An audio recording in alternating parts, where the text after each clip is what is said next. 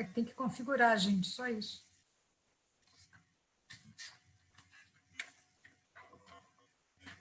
Já deve estar indo, Lu.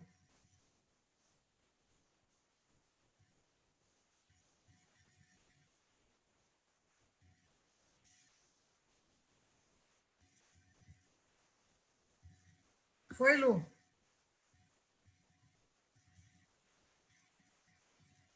Avisa.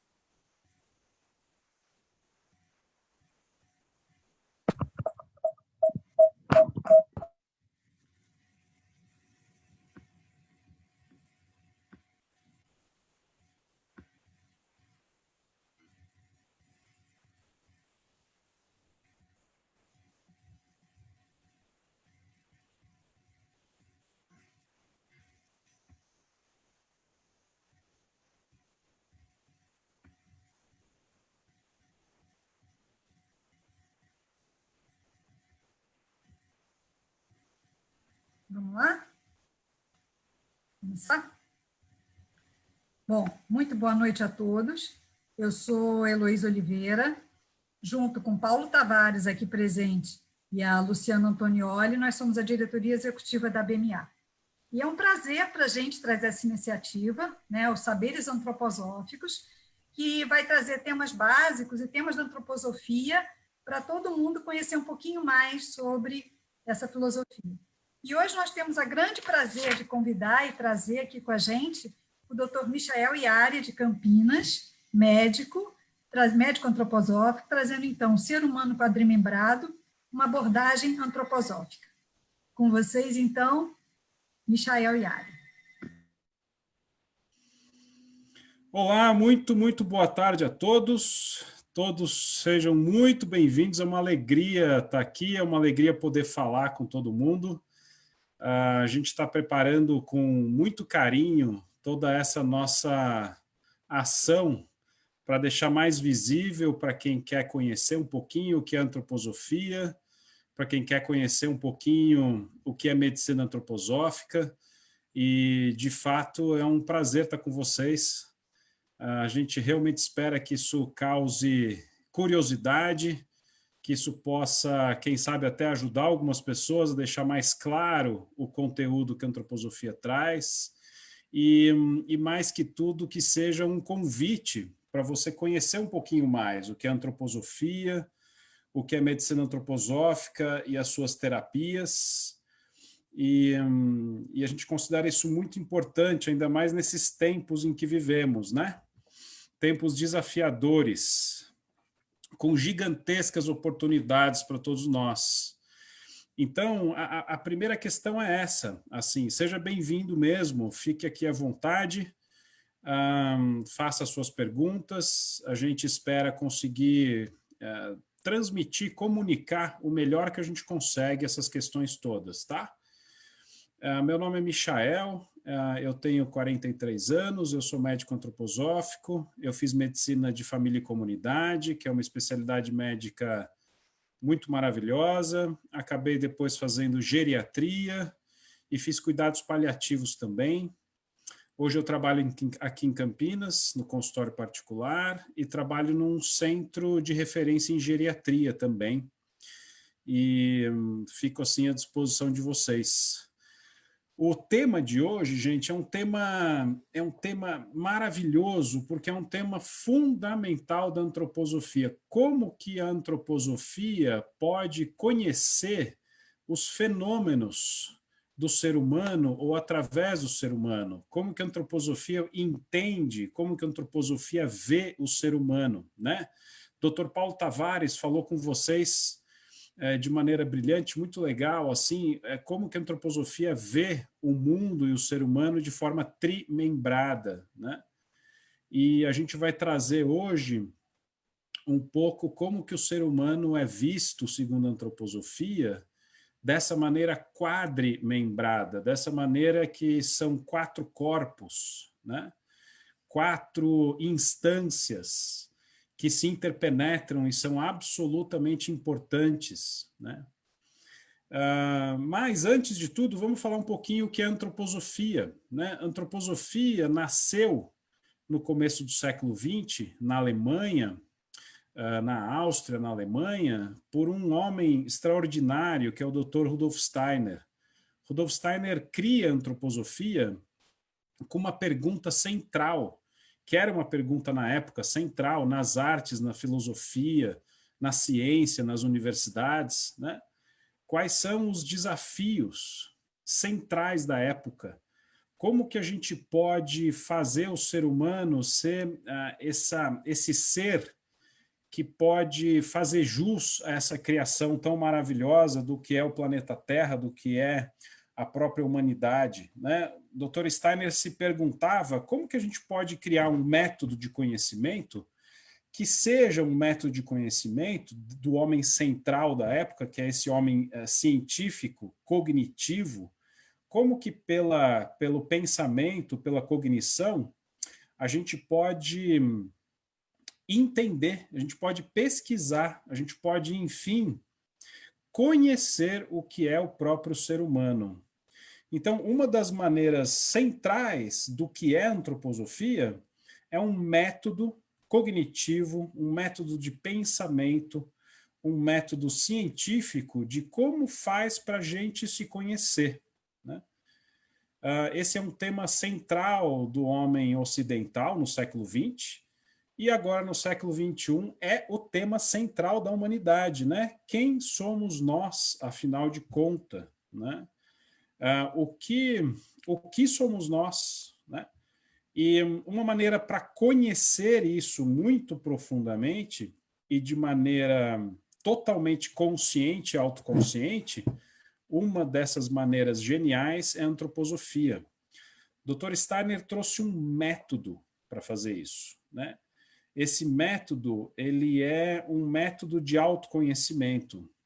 E esse método de autoconhecimento é muito maravilhoso porque ele expõe, ele deixa claro que basta você ter vontade, basta você ter essa vontade de conhecer o que é ser humano, o que é você mesmo, né? Ou quais são os fenômenos sociais, culturais, do mundo do trabalho, né? Hoje todos nós trabalhamos muito, né? Ou a pessoa trabalha muito, ou ela está precisando trabalhar muito. E o próprio mundo do trabalho é, por exemplo, esse fenômeno, né? Do que você faz exatamente.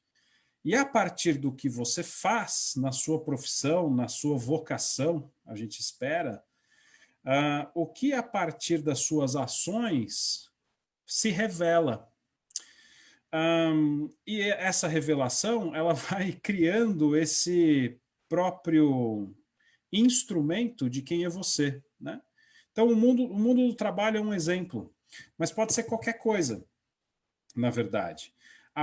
Outro exemplo que a gente gosta sempre de falar é, por exemplo, como que é a sua biografia, onde você nasceu, né? Em que família você nasceu, em que lugar do país você nasceu, ou em que lugar do mundo você nasceu, né? E como que as suas escolhas foram construindo uma vida, né?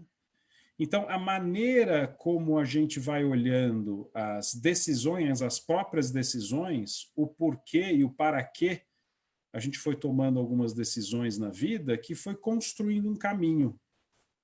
Esse caminho que você construiu mostra quem é você, né? A antroposofia traz gigantescos conhecimentos sobre a biografia humana, né? Então, como que você, através da sua própria biografia, vai se conhecendo? Como que você pode, na verdade, ser mais íntimo de você? A gente acha, é tão interessante porque o ser humano, de maneira geral, acha meio automático que se conhece e que é íntimo de si mesmo. Mas quando a gente começa a se conhecer de verdade, a gente percebe que tem uma distância muito grande entre o que eu sei de mim e o que de fato eu sou, né? Então, a antroposofia é um método de conhecimento científico, porque usa, em primeiro lugar, o pensamento e a cognição, para aquecer os fatos da vida, para tornar todos os fatos da vida literalmente visíveis.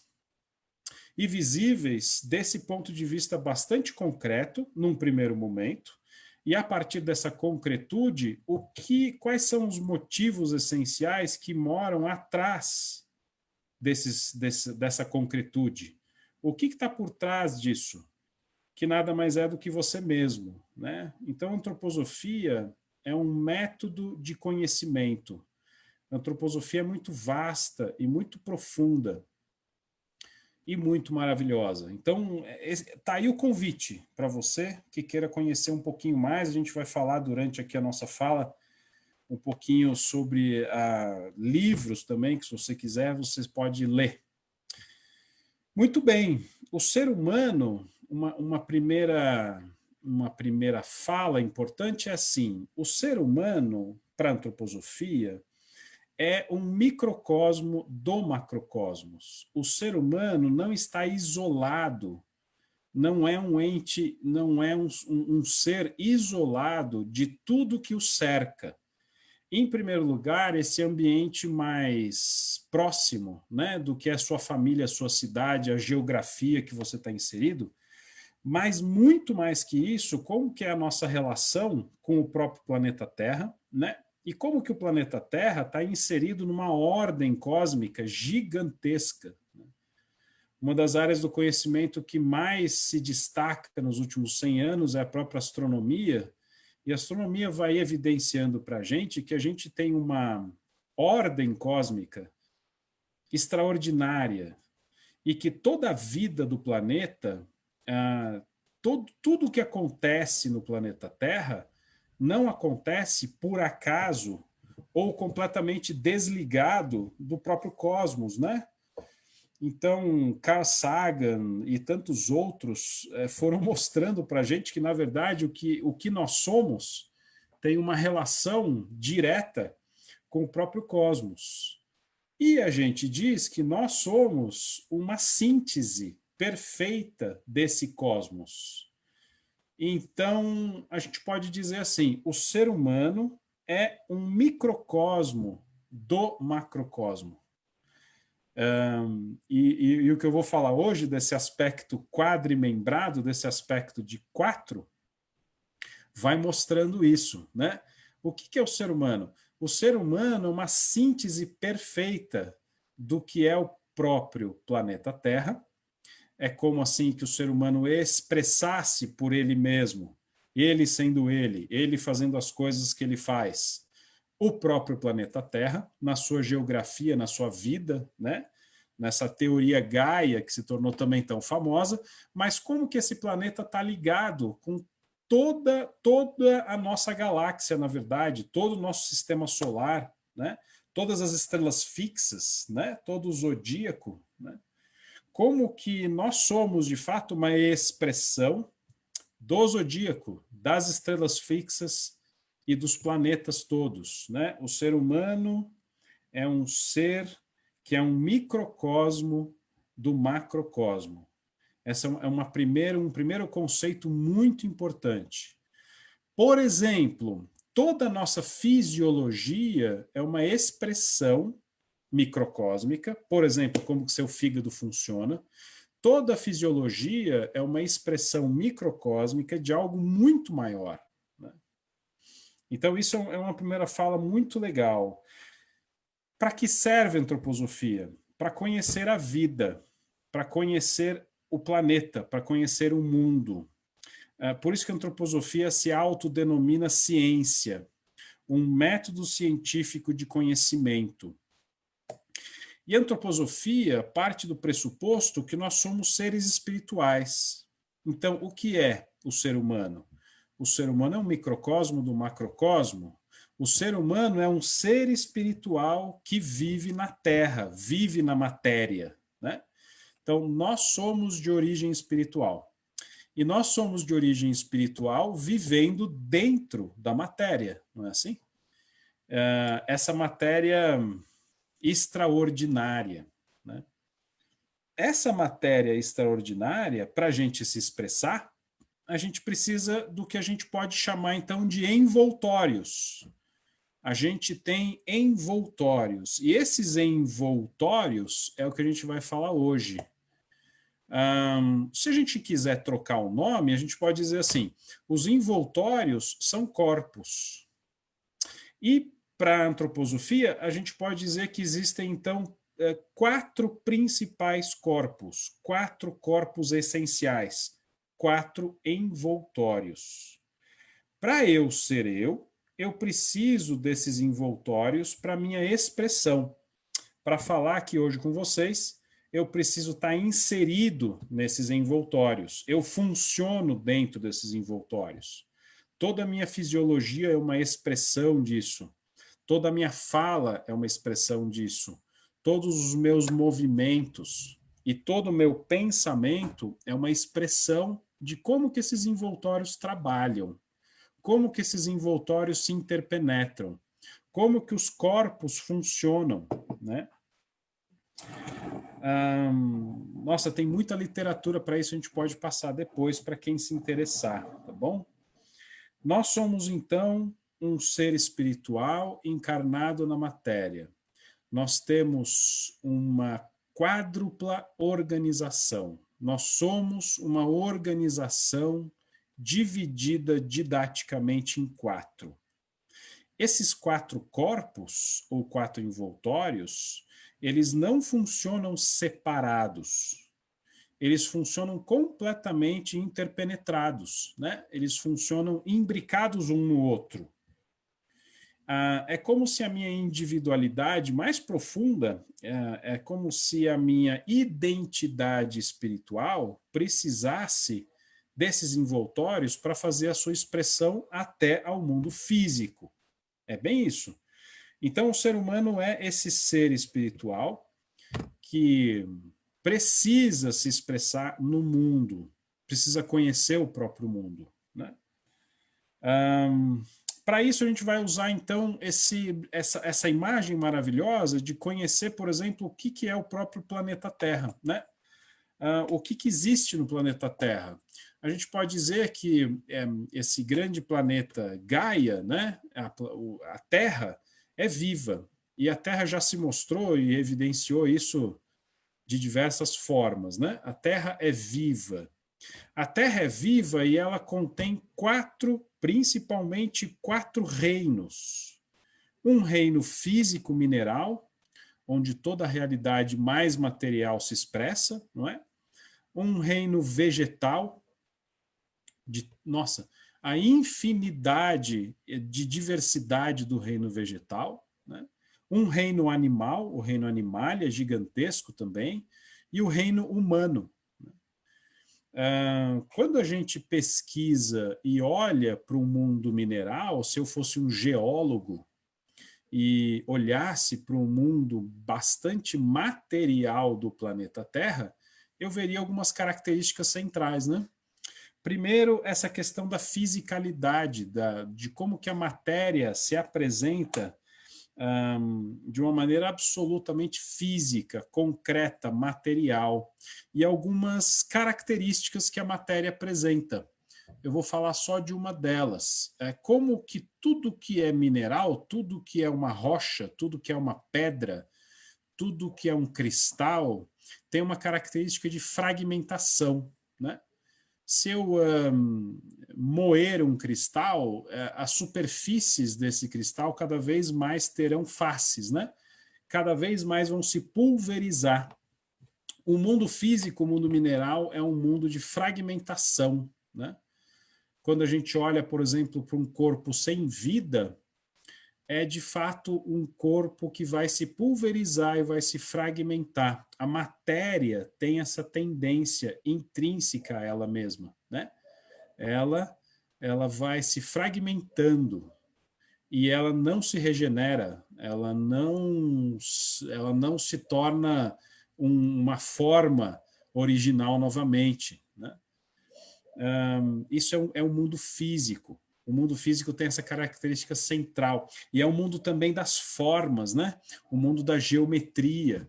Como que, nossa, isso é muito estudado hoje, como que o mundo da geometria, como que o mundo das formas literalmente define o que é material, né? Define o que é a matéria. Toda matéria, toda forma física tem uma geometria intrínseca, né? Bastante bem definida para ser matéria, né? Então, o mundo, o planeta inteiro, tem um corpo físico, tem uma matéria física. Qual a importância disso? Bom, a importância é absoluta, né? Sem corpo físico, sem matéria, a gente não teria como perceber as coisas. A percepção das coisas se dá nas coisas físicas, né? Todos os nossos sentidos, eles precisam do físico para se fazerem presentes, né? A gente precisa do mundo físico para perceber as coisas. Ou melhor, é a matéria que permite que existam sentidos. A matéria permite que a gente tenha sentidos, né? Então, quando eu olho para todas as coisas físicas, em primeiro lugar, eu me sinto muito bem colocado, né? Eu me sinto muito bem posicionado. Eu estou aqui, eu posso tocar as coisas, eu me oriento. Eu tenho norte, sul, leste, oeste. Eu tenho em cima, embaixo, na frente, atrás, lado direito, lado esquerdo. Eu consigo me posicionar, eu consigo estar no mundo de referência. E é tão legal a gente pensar no corpo físico, é tão legal a gente perceber o corpo físico, porque o corpo físico permite a expressão de tudo que é o ser humano. Isso é muito importante para nós médicos, por exemplo. É através do exame do corpo físico, é através da observação do mundo físico, do corpo, que a gente consegue saber quem é a pessoa. Sem o corpo físico, a gente não tem como perceber as coisas. Então, a percepção precisa do físico, né? Eu preciso do corpo físico e o corpo físico, então, expressa todos os outros corpos. O corpo físico permite a expressão de tudo o que nós somos. É o corpo, digamos, mais perfeito que a gente tem, né? Depois, quando a gente pensa no planeta, a definição do planeta Terra é que nós somos um planeta de vida, né? Nós somos esse planeta azul, maravilhoso, lindo de morrer, que é azul e que tem vida. A principal característica do planeta é que ele é vivo. Como é que se expressa a vida? Em ciclos, em ritmos. Se algo é vivo, é porque possui ritmos, é porque possui ciclos. E toda a vida do planeta é muito linda de ser observada. Se a gente percebe, por exemplo, como que é o ciclo das águas, como que a água se movimenta em todo o planeta Terra, né? Como que a água ela sofre toda espécie de transformações para ela ser um vapor, para ela ser chuva, para ela precipitar novamente, para ela formar rios, para ela nascer da própria terra. Como que o ciclo das águas permite que exista vida, junto com o ciclo dos ventos, não é? Junto com as forças mais profundas da Terra, que se expressam na superfície nos seus vulcões, não é assim? Então, toda a Terra se movimenta, e toda a Terra se movimenta de acordo com esses ritmos maravilhosos dos movimentos em torno do Sol. Como que, então, por exemplo, eu preciso que exista noite e dia, eu preciso que exista calor e frio, e a partir desses elementos, a gente vai tendo esses ritmos de vida, essa cadência de vida, que permite, então, através dos ritmos, que tudo se expresse, não é? Então, toda manifestação de vida é uma manifestação que precisa de ritmo. Tudo que é vivo precisa de ritmo. Essa é uma definição muito simples e muito maravilhosa. Tudo que é vivo também se regenera, né? Isso é uma outra característica muito central do que é vivo. Tudo que é vivo possui capacidade de regeneração. Tudo que é vivo possui essa capacidade também de reprodução, não é? Então, o grande reino que expressa isso é o reino vegetal. Então, quando a gente pesquisa todas as plantas, quando a gente vai vendo tudo que são as plantas, a gente vai percebendo que as plantas trazem esse elemento respiratório de vida entre noite e dia, entre verão, outono, inverno, primavera. Todos os ritmos vivos, o mundo vegetal expressa, né? Isso é uma característica exatamente igual ao que acontece na nossa fisiologia. O ser humano é vivo porque tem dentro de si, entre aspas, toda essa ritmicidade, toda essa respiração do mundo vegetal, né? O ser humano é vivo porque dentro dele vivem as plantas, nesse sentido, de que a gente tem reprodução, regeneração, as plantas fazem a fotossíntese e a gente respira porque as plantas existem, né? Então, tudo que é vivo, tudo que tem ritmo, tudo que tem fotossíntese, tudo que tem ciclos, tudo que se repete no tempo, tudo que cria memória e assim por diante, é o corpo de vida. Então a antroposofia fala assim, o ser humano tem um corpo físico, mas o ser humano tem um corpo etérico. O Steiner deu esse nome, tão bom, um corpo etérico, um corpo de vida, um corpo vital. O ser humano, para ser vivo, precisa do seu corpo etérico, precisa de um corpo que seja um corpo de ritmo, de movimento, de regeneração, né? Esse é o corpo etérico. Falamos do corpo físico, falamos do corpo etérico. Percebem aqui essa analogia que eu estou fazendo? O planeta Terra é uma instância que mostra que o ser humano está absolutamente ligado a ele. Então a gente falou de todo o reino mineral, então em relação ao ser humano isso é corpo físico. Todo o reino vegetal, para o ser humano, no ser humano, isso é o corpo etérico, isso é o seu corpo de vida. Por exemplo, a gente precisa dormir. É uma necessidade premente do ser humano. Todos nós precisamos dormir. E quanto melhor a gente dorme, melhor eu consigo ficar bem acordado. Quanto melhor eu consigo ficar acordado durante o dia, melhor eu durmo à noite. Esse ritmo tão básico é um ritmo de manutenção da vida do corpo, né? A gente precisa desses ritmos sempre, né? Aqui no Brasil, a maior parte do Brasil não tem os ritmos das estações tão marcados, mas a gente tem os ritmos muito bem marcados que a gente conhece, né? Então, aqui, por exemplo, em Campinas, eu tenho um outono e inverno mais seco, que é muito diferente do Centro-Oeste, que é muito diferente da Bacia Amazônica, que é muito diferente no Rio Grande do Sul, e tudo isso vai perfazendo um corpo de vida, não é? E esse corpo de vida me influencia, para dizer o mínimo, muito, né? Então, toda essa nossa relação com os ritmos da natureza é a relação também com o nosso corpo de vida, o nosso corpo etérico. Além do reino vegetal, o planeta tem um reino animal, né? Esse reino animal também incrivelmente diverso, gigantesco. Esse corpo, esse reino animal, ele apresenta coisas diferentes, não é? O reino animal também tem regeneração, o reino animal também tem reprodução, mas o reino animal tem características muito interessantes, que a gente chama de instintos, de ânimo, né? O animal percebe e sente. O animal tem instintos e sentimentos, sensações, né?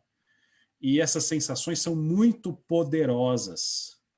É tão interessante quando a gente pensa nos animais e percebe que os animais, para ser definido como animal, ele tem instintos, sensações que são absolutamente especializações, né? Os animais são especialistas. Então, uma ave de rapina, ela tem, por exemplo, as asas, todo o corpo dela é feito para poder voar bem. Os olhos de uma águia têm uma acuidade visual que o ser humano nem sonha. O ser humano não tem essa acuidade visual que a águia tem, né? As nadadeiras de um peixe. Todo corpo animal, todo animal é um especialista em funções específicas dentro do seu habitat, dentro da sua espécie, né? E essa especialização é muito interessante. Ele não consegue ser especialista em outra coisa. Uma ave não pode ser peixe. Bem simples assim, não é? Porque uma ave precisa do mundo aéreo, precisa voar. Simples assim, né? Então, a especialização é uma característica muito interessante do reino animal. O instinto, a sensação também. A outra característica do reino animal, que é muito interessante, é o que a gente tenta resumir dizendo assim: o reino animal vive em simpatia e em antipatia. Vive nos polos. Ou eu sou simpático ou eu sou antipático. Né? Todo o reino animal tem características bem definidas de simpatia e antipatia. Né? Analogamente, o ser humano também tem um corpo que tem uma relação com o mundo dos animais, com o reino animal, que a gente chama de corpo astral, corpo feito pelos astros. Um corpo que é um corpo de sentimentos, um corpo astral. O ser humano possui, então, um terceiro corpo, que dá a ele o ânimo, dá a ele toda uma questão de sensação, dá a ele toda uma questão de movimento, dá a ele toda uma questão de sentimentos.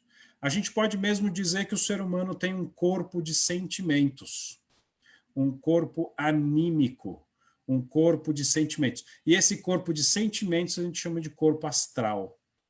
Um corpo onde vive toda a nossa alma, esse é outro jeito que a gente pode dizer. Toda a nossa alma, ou seja, toda a nossa capacidade de fazer o que o ser humano faz, que é essa questão de percepção, sentimentos e pensamento, né?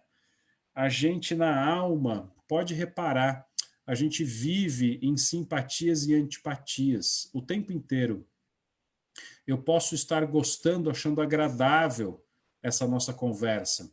Eu posso, ao contrário, alguma coisa está me incomodando. Eu posso não achar nada legal. Eu posso não entender e ir criando uma antipatia. percebendo isso ou não. E eu vivo nisso muito profundamente, entre simpatia e antipatia. É o jeito que a alma humana funciona. A alma humana funciona muito em relação a simpatia e antipatia, o tempo inteiro, né? Isso é o nosso corpo animal. Nós temos pulsões, né? Quando a gente vai estudar psicologia, quando a gente vai estudar toda a nossa psique, a gente percebe que a gente tem muito dos animais em nós, né? A gente tem instinto, a gente tem pulsão, a gente tem desejo, né? Todo esse corpo de sentimentos a antroposofia chama de corpo astral. E isso a gente está, digamos, em afinidade com o mundo animal, né? Bom, e o que governa tudo isso? Qual é essa última instância que pode fazer o ser humano ser um quarto reino? O que está faltando aí? Qual é a diferença, então, entre o reino mineral, vegetal e animal? O que é esse quarto reino, que é o reino humano, né? Aí sim, a antroposofia, digamos, é maravilhosa para ir definindo, então, quais são as características do que é o ser humano. O ser humano, para a antroposofia, de fato, não é um animal, mas tem muito do reino animal dentro dele. O ser humano não é um vegetal, mas tem muito do reino vegetal dentro dele, ele é um corpo vivo. E o ser humano não é um reino mineral, não é só matéria, mas precisa do seu corpo físico, precisa do corpo físico para se expressar, né? Então, o que é essa quarta instância? É onde talvez a antroposofia faça toda a diferença para a gente pesquisar e para definir. Se a gente compara com o reino animal, a primeira coisa que a gente vai perceber nessa quarta instância é que o ser humano não tem especialização, né? O ser humano não é especializado em nada. Quando a gente pensa, por exemplo, nesse exemplo que eu vou dar aqui, ó, a mão. A mão do ser humano, ela não é especialista em nada. Para que serve a mão do ser humano? A mão do ser humano não é uma nadadeira. É péssimo para nadar. A mão do ser humano, o braço do ser humano, a escápula aqui, o ombro do ser humano, não tem asa, péssimo para voar. O ser humano não tem nenhum tipo de especialização, percebe? O ser humano não é especialista no seu corpo em nada. Então, o que define o ser humano? A gente pode dizer assim, o que define o ser humano de maneira bem simples é a capacidade de andar ereto, que é uma diferença absoluta com o reino animal, andar ereto, uma capacidade de falar, uma capacidade impressionante de comunicação.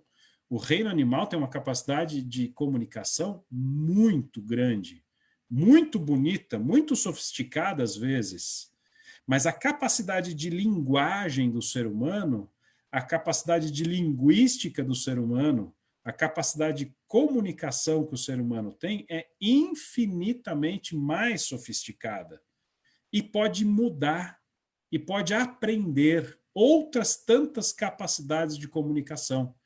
Então a gente resume assim, a capacidade do ser humano de falar é uma capacidade de comunicação e de linguagem que denota, mostra, identifica que o ser humano é ser humano. A gente tem uma capacidade gigantesca de comunicação e de aprender comunicações, né? A gente, por exemplo, quando conversa com uma pessoa surda, quando conversa com uma pessoa muda, quando conversa com uma pessoa cega, a gente aprende formas de comunicação, inclusive, com muita sofisticação. Isso está absolutamente ligado à terceira grande, gigantesca característica do que é o ser humano, que é a capacidade de pensamento, né? O que é o ser humano, então? Uma capacidade de andar ereto, uma capacidade de falar e uma capacidade de pensar. Toda cultura humana, toda música, toda ciência, toda capacidade de religação, toda capacidade de religião, toda capacidade do ser humano vem do pensamento. Então, o que é essa quarta instância? Falamos do mundo mineral, seu corpo físico, a gente falou do mundo vegetal e o corpo etérico, o corpo de vida do ser humano, a gente falou dos animais e do corpo astral, de um corpo de sentimentos, um corpo anímico do ser humano. A quarta instância a gente chama de eu, uma capacidade de identidade. Quem sou eu? Através da minha capacidade de andar, falar e pensar, eu vou tendo uma capacidade de conhecer a minha própria individualidade. Mais que isso, eu vou tendo uma capacidade de ouvir e perceber o outro. É tão interessante porque agora eu posso dialogar e eu posso viver agora comunitariamente, socialmente, de uma maneira gigantescamente sofisticada, não é? Seja nas sociedades mais primitivas, seja nas sociedades mais contemporâneas, a nossa capacidade social, ela é extremamente diversa e não especializada, percebe? A gente pode se adaptar, inclusive. Um animal não se adapta a outro habitat. Tem uma capacidade de adaptação, mas essa capacidade de adaptação não é grande, né? A nossa capacidade de adaptação a outros meios sociais, eu posso ir lá e viver com os indígenas, eu posso morar na Austrália, eu posso morar numa tribo africana, eu posso morar em São Paulo, eu posso morar em Campinas, eu posso morar em tantos lugares e com a minha capacidade de adaptação é incrível. A minha capacidade de adaptação tem essa questão por trás que denota uma capacidade de identidade e uma capacidade dialógica de perceber o outro. Tem uma palavra que eu gosto muito, tem uma palavra que ficou em moda, né? Que é a palavra alteridade. Essa capacidade de percepção do outro, como o outro é. Isso é tão interessante, eu não posso deixar de falar nesses tempos tão difíceis que a gente está vivendo, por exemplo, que a capacidade do ser humano, quando o ser humano se reconhece como ser humano, ele considera a diversidade humana uma riqueza genial. E ele vai percebendo que essa riqueza é exatamente o que o faz humano. Então, uma das coisas mais simples que a antroposofia traz no meio social é o não preconceito. Não tem diferença de capacidade humana. Não tem diferença de cor, de raça, de religião. Toda diversidade denota uma identidade humana, né? Toda diversidade humana denota modos sofisticados de ser, modos sofisticados ou simples de expressão, né?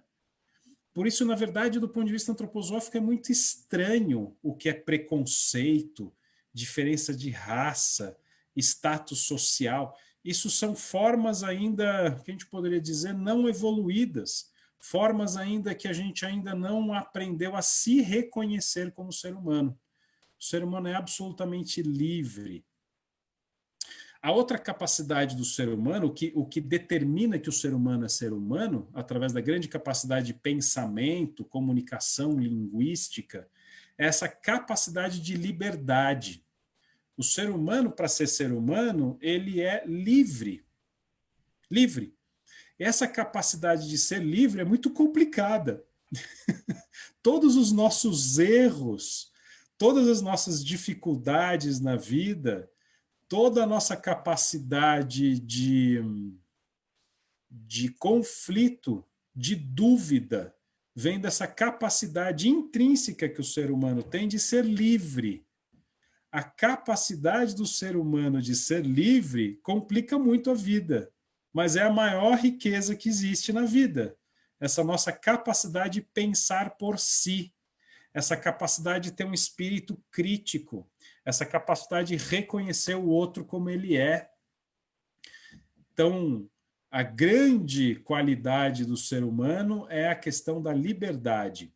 E para eu ser capaz de galgar liberdade, eu preciso dessas três características: andar, falar, pensar. se eu desenvolvo cognitivamente bastante eu mesmo, eu vou ter mais capacidade de ser livre. Para que liberdade? Para poder decidir por si mesmo, para poder decidir socialmente coisas. Para que isso? E aí vem a outra definição do que é o ser humano. O ser humano é um ser que nasceu para galgar, para conquistar a liberdade. Para quê? Para aprender a realizar o amor no mundo. Tem um livro do Steiner que é maravilhoso, que chama Filosofia da Liberdade, que a gente recomenda fortemente. Filosofia da Liberdade, chama assim. Onde o Steiner vai descrevendo o que é o ser humano. E aí ele define o que é o ser humano. O ser humano é um ser que nasceu para aprender e para expressar e para ensinar para o cosmos inteiro o que é liberdade e o que é amor. O que é amor?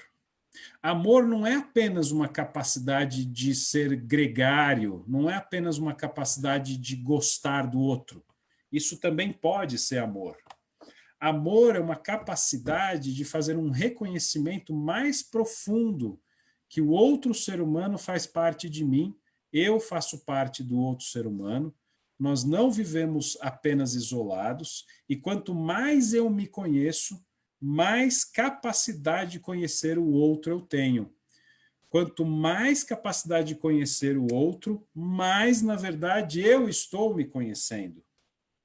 E aí, quando eu vou reconhecendo quem é você e vou aprendendo quem sou eu começo a achar muito bom colaborar com você. E essa construção de colaboração, de encontro, é onde a gente vai aprendendo o amor. O amor é uma capacidade eminentemente social. Ela não serve para mim. Amor nunca é egoísta. Ela não serve para eu ser apenas eu. Amor, cada vez mais, é quando eu consigo praticar algo de bom para você, para a comunidade, para a sociedade. E através desses atos de beleza, de bondade, de verdade para o outro, eu consigo ir me reconhecendo como eu.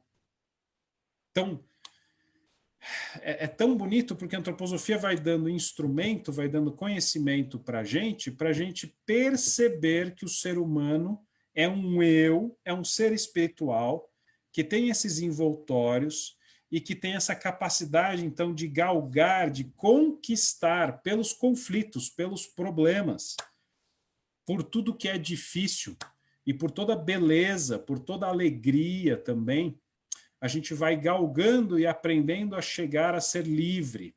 Né? A gente, inclusive, pode escolher não ser livre. A gente é totalmente livre. A vida é aberta. A gente pode fazer o que quiser dela. Né? E se eu vou tendo capacidade cognitiva, pensamental, eu vou tendo capacidade de me tornar cada vez mais livre, eu vou tendo mais capacidade de exercer amor, né? Que é o que define centralmente o ser humano. É esse calor no coração, essa capacidade de fazer o bem, de expressar beleza, de expressar bondade. Mas isso não é fácil. Isso não é fácil. Bom, vamos fazer um resuminho aqui. O que é o ser humano mesmo, então? O ser humano é um ente espiritual, é um ser espiritual que está envolto, né, em 4 grandes envoltórios. Né? O ser humano é um eu, tem uma identidade. Né? Eu tenho em comum com todos os seres humanos um corpo humano, não especializado. Mas a minha íris só eu tenho, né? A minha polpa digital só eu tenho, a minha orelha só eu tenho. Dentro do que é comum a todos nós, é tão interessante porque o que é comum a todos nós, eu vou também achando a identidade de cada ser humano. Essa identidade vai até ao nível biológico. A minha proteína é só minha, a minha íris é só minha. Né? Eu não consigo dividir a íris de ninguém comigo, não é assim? Então, essa identidade chamada eu vai até o nível biológico, vai até o corpo físico. Mas essa identidade chamada eu está envolta nesse corpo de emoções, nesse corpo de sentimentos, nesse corpo de simpatia e antipatia, que a gente chamou aqui de corpo astral, a antroposofia chama de corpo astral. O eu está dentro do corpo astral, a gente funciona dentro do corpo astral, né? Toda a nossa identidade funciona dentro dos sentimentos, dentro de simpatia e antipatia. A minha identidade espiritual, o eu, dentro do corpo astral, funciona dentro do corpo etérico, dentro desse corpo de vida, dentro desse corpo dos ritmos, dentro desse corpo de ciclos, dentro desse corpo de regeneração e reprodução. E aí eu posso ser homem biológico, não é assim? Eu posso estar junto com tudo que é vivo. Posso, inclusive, porque eu sou livre, porque eu sou ser humano, porque eu sou complicado, eu posso, inclusive, desgastar esse meu corpo de vida, não é? Eu posso fazer todo um desgaste imenso desse corpo de vida. Ou eu tenho capacidade, se eu tiver algum juízo, de dormir bem e conseguir regenerar esse corpo de vida, me alimentar bem, beber bastante água, que é o que eu vou fazer agora.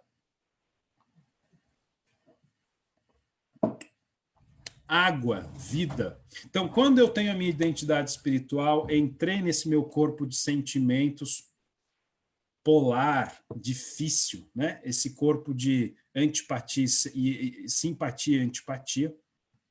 Agora eu entrei num corpo de vida, que é o corpo etérico, dos ritmos. Toda essa complexidade se expressa através da matéria, que é o corpo físico. Então é através do corpo físico que eu vejo tudo, que tudo se expressa. E essa é a beleza do ser humano. E essa é a beleza, inclusive, da diversidade humana. Quando eu olho para os corpos físicos, de jeito nenhum eu estou olhando para um corpo inanimado. De jeito nenhum eu estou olhando para um corpo que não tem identidade. Muito ao contrário. Através do corpo físico, eu consigo saber sobre o corpo de vida. Eu consigo saber sobre o corpo de sentimentos, porque os sentimentos se expressam até o corpo físico, não é? E eu consigo saber sobre a identidade dessa pessoa, identidade espiritual, eu, o eu. E o eu também se expressa até o corpo físico. Toda essa história chamada corpo físico, corpo etérico, corpo astral e eu perfaz, completa, expressa, reconhece o que é o próprio ser humano.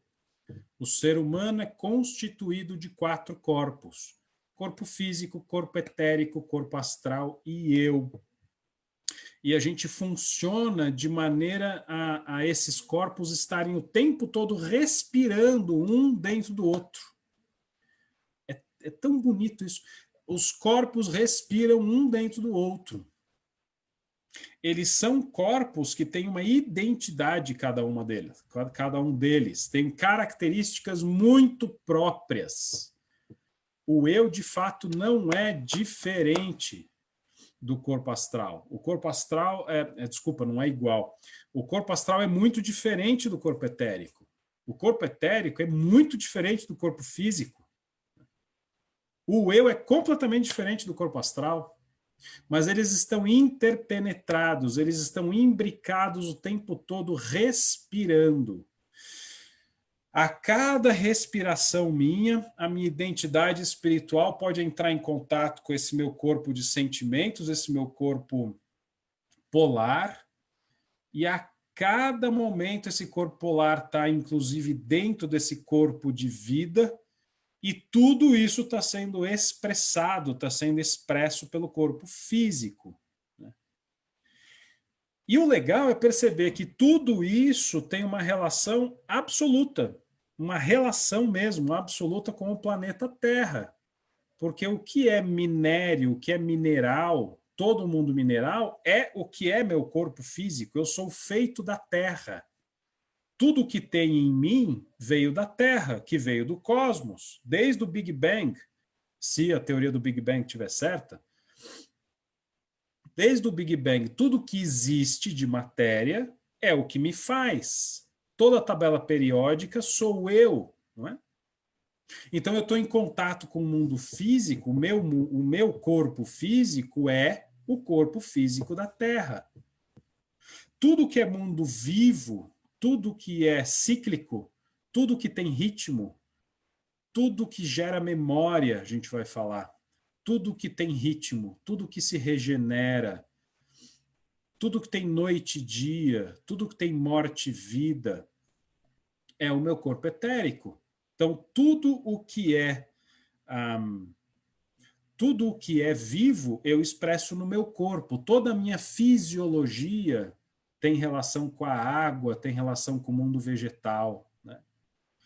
Todos os meus sentimentos estão especializados nos animais, né? A gente pode dizer assim que um felino tem um sentimento, tem uma capacidade psíquica de felino. E exatamente porque ele é felino, ele tem aquela capacidade especializada de instinto, que é diferente de outros animais, né? Mas o ser humano, digamos assim, tem todos esses animais dentro de si, mas ele não é um animal, ele é um ser humano, porque ele anda ereto, ele fala e tem uma capacidade de comunicação absurda, e ele pensa por ele mesmo, né? E assim ele consegue realmente estar em contato nessa construção de realidade, nessa construção de liberdade e de amor. Bom, olha só, estamos chegando aqui, vamos ver, 4 para 6, 4 minutos para 6 horas. Tentei trazer uma imagem interessante do que é o ser humano nesse aspecto quadrimembrado, nesse aspecto de 4 corpos. Para que o ser humano é isso? O ser humano é isso porque ele pode, através desse entendimento e através dessa pesquisa, renovar a cultura, renovar a ciência, renovar a vida social, né? Então, para que serve a antroposofia? A antroposofia serve para a gente ter métodos de vida que a gente consiga renovar a nossa vida social, que a gente consiga renovar a nossa economia, que a gente consiga renovar as nossas relações, que a gente consiga renovar o mundo do trabalho. Sobre qual perspectiva? Numa perspectiva que seja científica, cognitiva, pensamental, e que a gente consiga aquecer o mundo por essa capacidade de liberdade e essa capacidade de fazer o bem, o belo, o verdadeiro, essa capacidade de fazer algo que tenha moral, não moralista, mas que tenha moral, né? Que tenha calor, que tenha reconhecimento que nós, seres humanos, somos iguais e somos profundamente diversos. E aí essa capacidade fica reaquecida. Então, por exemplo, na medicina antroposófica, a medicina antroposófica é uma ampliação da medicina acadêmica. A medicina acadêmica é fundamental, a medicina científica é fundamental. Sobre a medicina acadêmica, sobre a medicina científica, a gente amplia esse pensamento. E aí a gente consegue criar formas de remédio e de terapias que façam o ser humano perceber quem ele é. E assim restabelece a saúde. Esse é um dos exemplos. Existe o que é a agricultura biodinâmica, que é uma maneira de literalmente regenerar a terra. Quanto mais uma fazenda biodinâmica funciona, mais a terra fica fértil, que é exatamente o contrário da grande monocultura, que vai literalmente desgastando esse solo até deixar esse solo morto, né? Então, o que é antroposofia? É uma forma de pensamento, uma forma de ciência que quer reconhecer o ser humano como ser humano. e que, portanto, pode aquecer o pensamento, aquecer o sentimento e tornar a gente cada vez mais livres, cada vez mais irmãos, para a gente conseguir expressar o que é bom. Eu acho que isso é uma definição boa. Olha só, 1 hora, acho que é legal responder algumas perguntas para a gente respirar um pouquinho aqui. Temos perguntas?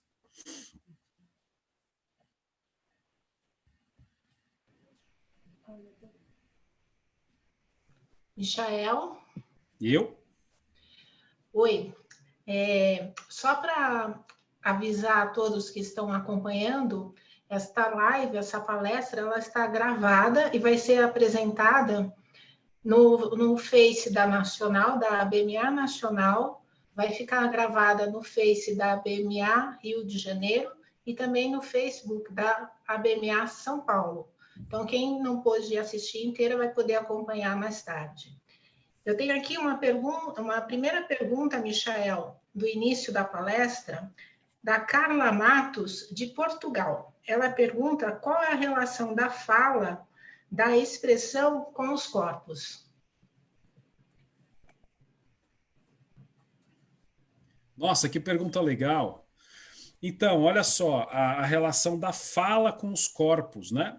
É através da identidade espiritual chamada eu que a gente vai aprendendo por imitação, desde a hora que a gente nasce, a fazer comunicação, né?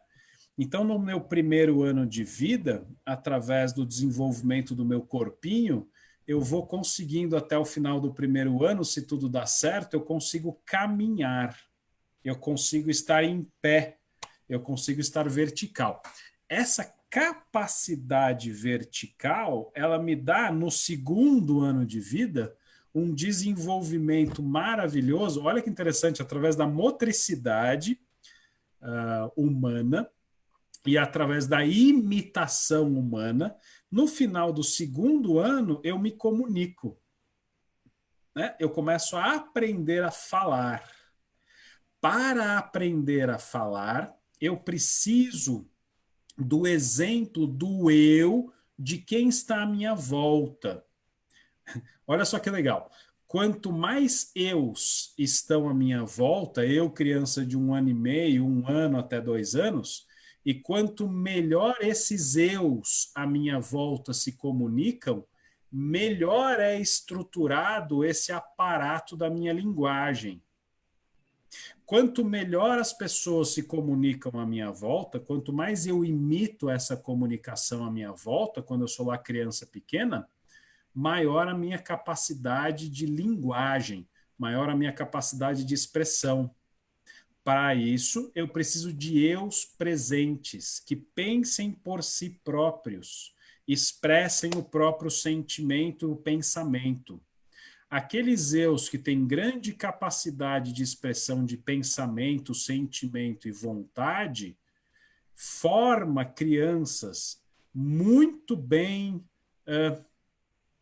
muito boas comunicadoras, muito bem formadas na sua capacidade de fala.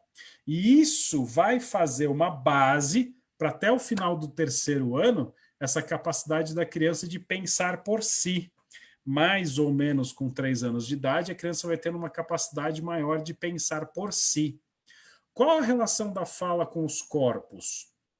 Centralmente uma relação social de eu para eu.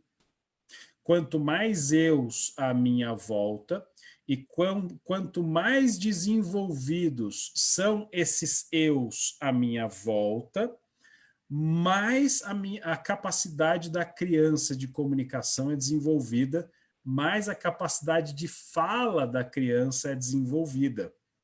Tem um fato interessante da gente perceber, por exemplo, que as novas gerações, as crianças de hoje em dia, elas têm capacidade de fala como tendência, tá? Apenas como tendência geral, não vou entrar aqui em detalhes. Elas têm capacidade de comunicação incríveis, né? Parece que já nasce falando, não é assim?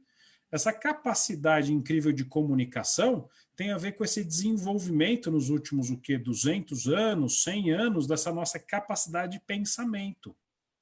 Então, centralmente, capacidade de fala tem a ver com essa capacidade de identidade própria. E essa identidade própria em relação social com todos os outros eus. Espero que tenha assim respondido. Boa tarde, Micael. Parabéns pela brilhante palestra. Fantástico o jeito como você desenvolve o tema. Eu tenho uma pergunta aqui da Suzana Nunes, né, que ela nos fez, e eu vou passar para você. Ela pergunta como a antroposofia pode ajudar nas doenças mentais. Está com você a bola. A antroposofia pode ajudar muito nas doenças mentais. A principal dificuldade da medicina em relação às doenças mentais é que a gente não consegue conhecer as doenças mentais por dentro delas. Então, vou dar um exemplo diferente. Quando a gente pesquisa diabetes mellitus, quando a gente pesquisa hipertensão arterial, quando a gente pesquisa uma doença clínica, a gente consegue achar muitas respostas. A gente não acha todas as respostas, mas a gente consegue achar muitas respostas da fisiologia, da fisiopatologia, como que ela se desenvolve, da psicossomática envolvida. Mas quando a gente vai para as doenças mentais, o desafio é muito maior. Então, como que a antroposofia pode enriquecer muito e pode achar métodos de tratamento diferenciados, e ela acha. Em primeiro lugar, estudando mais profundamente, tendo a visão mais profunda do que é o ser humano, de quem é o ser humano. Isso em primeiro lugar. Em segundo lugar, a relação desses corpos. Os médicos antroposóficos, nesse caso, principalmente, obviamente, os psiquiatras antroposóficos, eles têm toda uma pesquisa muito profunda de como que esses corpos interagem nas doenças mentais. A gente pode dizer que, centralmente, a nossa época é uma época de transtornos de ansiedade e uma pandemia de depressão, não é assim? O médico antroposófico consegue, através desse diagnóstico quadrimembrado, achar formas diferenciadas, formas para além dos medicamentos alopáticos, que fazem um aprofundamento muito bonito de como que essa pessoa pode se reconhecer. E uma vez se reconhecendo, tendo mais capacidade de autoidentidade, autoconsciência e consciência, nascer forças da vontade própria do ser humano. E essa vontade própria do ser humano vai reformando, digamos assim, o próprio ser. O médico antroposófico, o psiquiatra antroposófico nesse caso, vai usar tudo que ele sabe.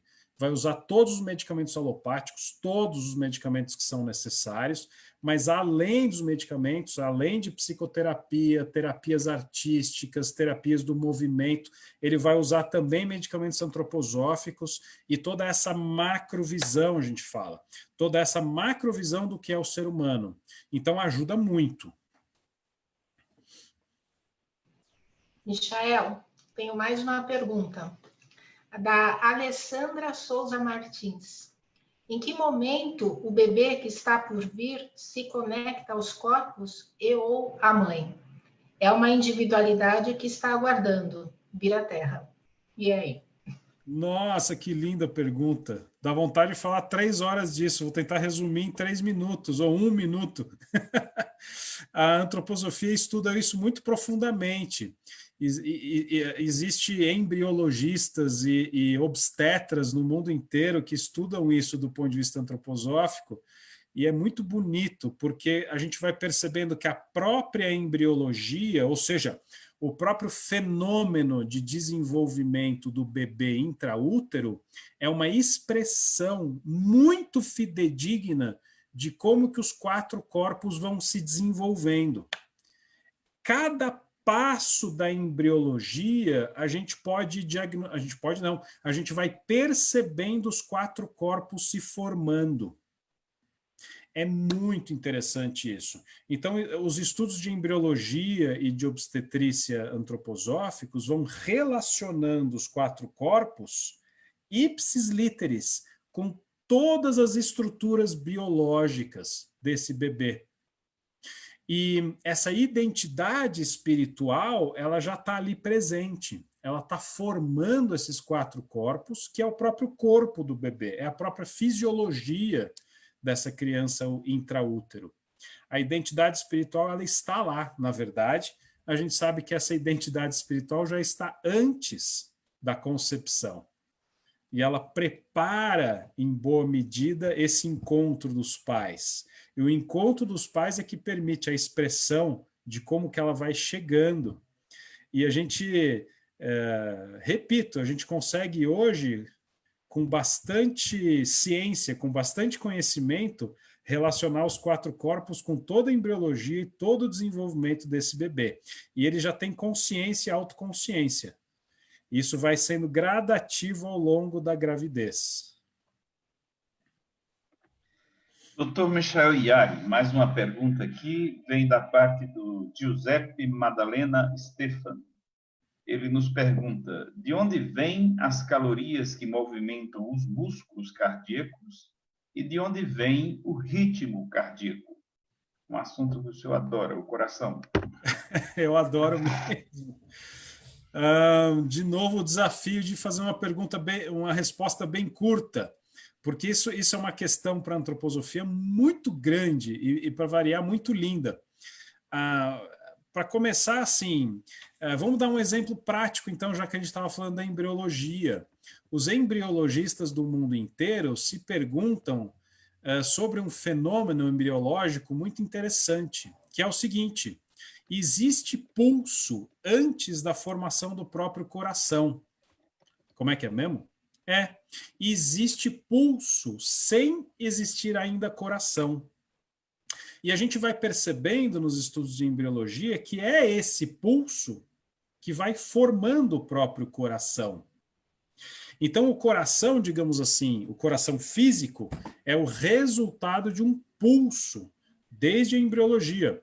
Desde antes de 17 dias lá da embriologia. O coração começa a ser formado lá no 17º dia da embriologia.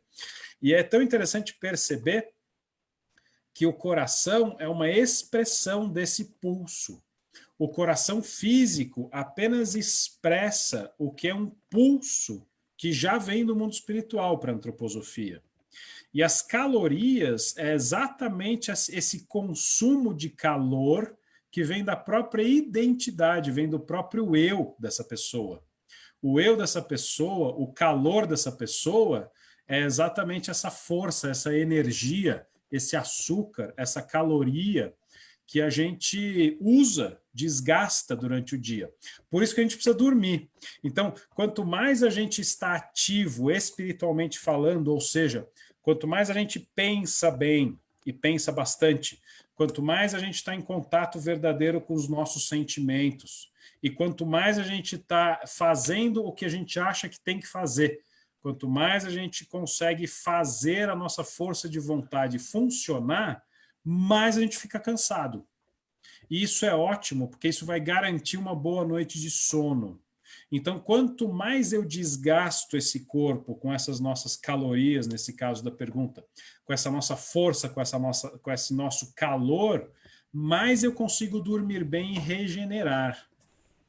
Então, é muito legal perceber como o coração é uma expressão, é uma síntese dessa identidade espiritual chamada eu. Mas esse é um assunto, nossa, eu gostaria de deixar essa pergunta para essa... nossa, você, por favor, fique muito curioso e vá atrás desse assunto dentro da antroposofia, que você vai achar muito legal.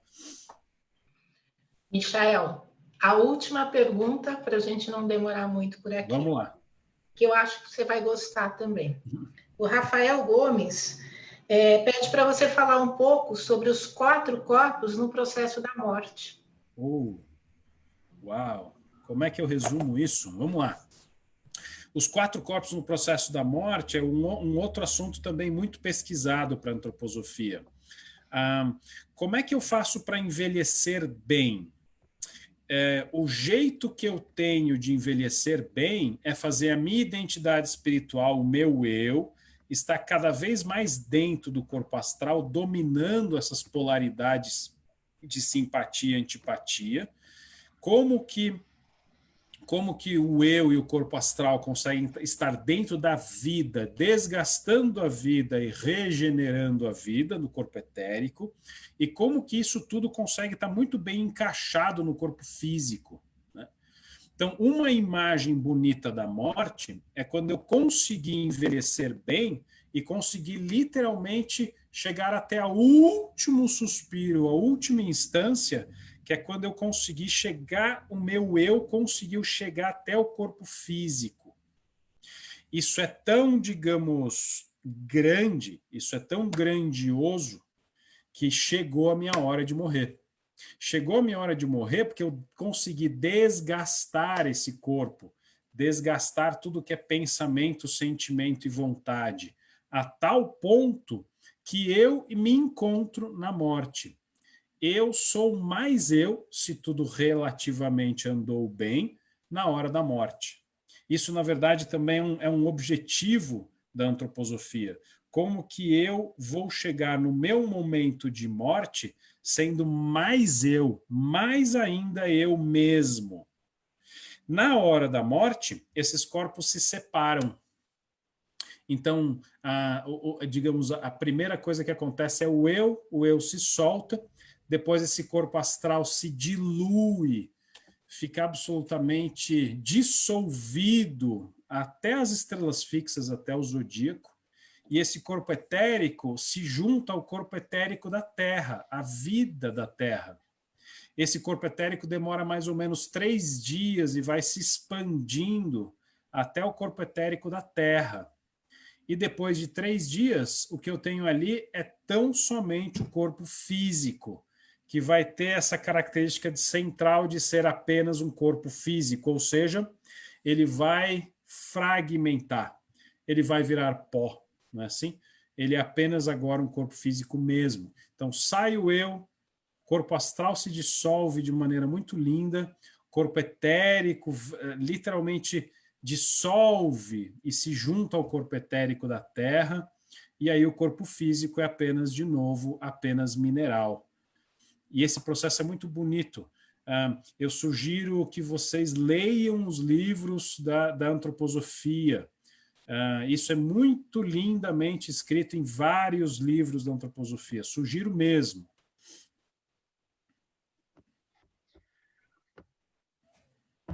Muito bem, doutor Michael Yari. Em nome da nossa associação, a Associação Brasileira de Medicina Antroposófica, nós gostaríamos de agradecer muito a sua presença.